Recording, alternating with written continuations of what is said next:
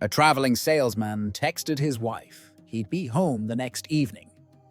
He arrived on time, only to find her in bed with another man. Clueless to deal with the situation, the aggrieved guy stormed to his father-in-law's house to give vent to his anguish before deciding on the next step. "Calm down, son," the father-in-law said coolly. "There's got to be a reason. Let me look into it. Meanwhile, grab your favorite drink from the rack." After some time, the old man returned, chuckling. "Didn't I tell you? She had a good excuse. She didn't get your message." A beautiful, voluptuous woman went to a gynecologist. The doctor took one look at this woman and all his professionalism went out the window. He immediately told her to undress. After she had disrobed, the doctor began to stroke her thigh.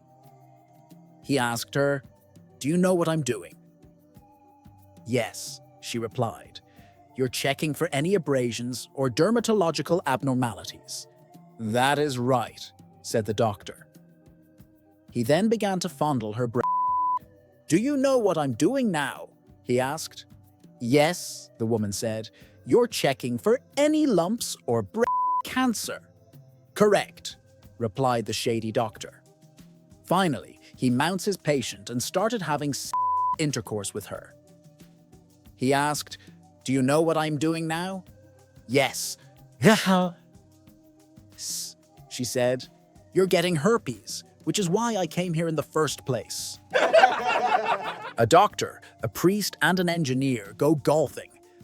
After only a few rounds, they get caught behind the worst group of golfers they have ever seen.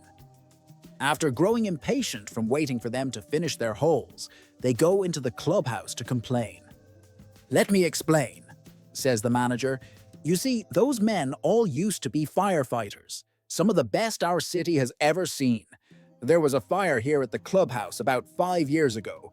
Those heroic men saved our clubhouse from the fire. However, most unfortunately, they all lost their sight in the terrible fire. Since then, they are welcome to use our facilities for life. It's the very least we could do."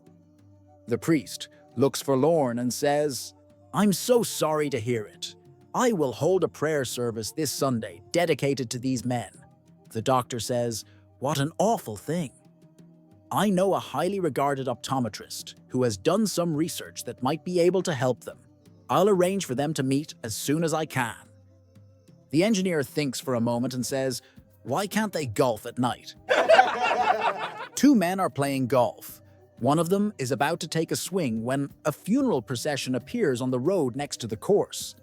He stops mid-swing, takes off his cap, closes his eyes, and bows his head in contemplation.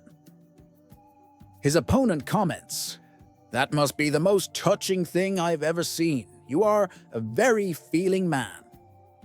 The man, recovering himself, replies, "Yeah, well, we were married 35 years. A man returns home a day early from a business trip. It's after midnight. While en route home, he asks the cabbie if he would be a witness. The man suspects his wife is having an affair and he wants to catch her in the act. For £50 quid, the cabbie agrees. Quietly arriving home, the husband and cabbie tiptoe into the bedroom.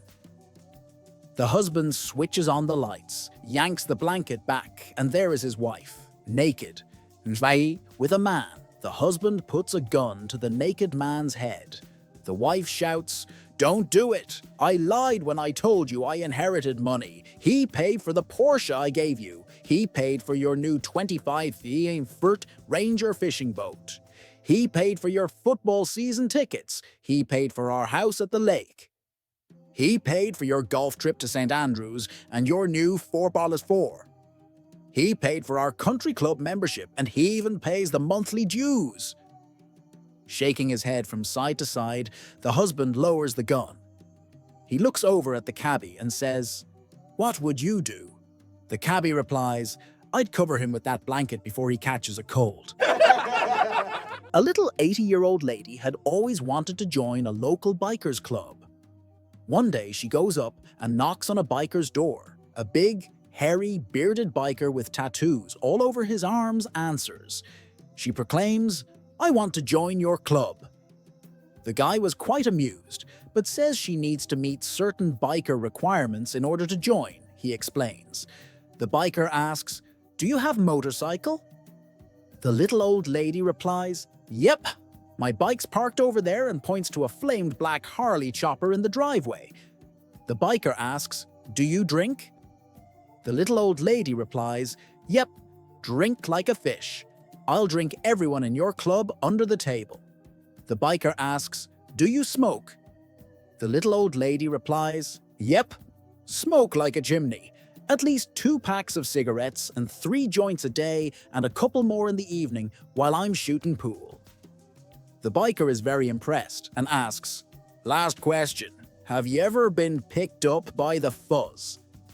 The little old lady thinks for a minute and says, "Nope, but I've been swung around by my nipples a few times." An old man is lying on his deathbed. It has been months since he was able to get out of bed on his own. As he closes his eyes for what he thinks might be the last time, he suddenly realizes he smells something familiar. It's one of his favorite smells in the world. It's his wife's chocolate chip cookies. He thinks about his wife, who had stood by his side for 50 years, who gave him their 3 wonderful children, who has cared for him through this last horrible illness, and is now in the kitchen, making him his favorite treat one final time.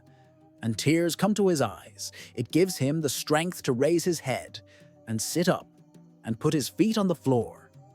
He slowly makes his way out of the room and down the stairs, nearly collapsing at several points, but led on by the delicious smell of his favorite cookies. He makes it to the kitchen and sees the cookies on a platter, dozens of them, warm and inviting. He reaches out with one shaky hand, his mouth watering.